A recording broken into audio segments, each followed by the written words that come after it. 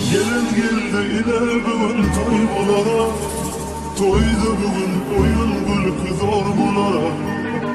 Karındaşlar dövremede gelinlere, nesiyeti 9 aydan yine burada toy bulara.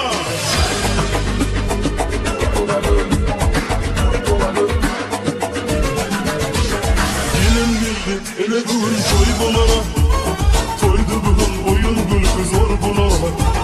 Karındaşlar dövremede gelinlere, nesip etse 9 aydan toy bulara.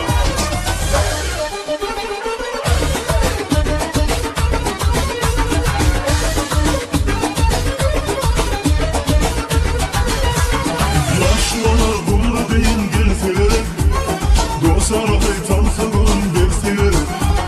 Yakın yaşlılar orada yanar, bugün toydu tansa çıkıp oynaş gerek. Gelin geldiler bugün toy bulara, bugün toydu oyun gülkü zor bulara. Kaynatalar kaynaneler oynasın ey, 9 aydan yine bir zor toy bulara.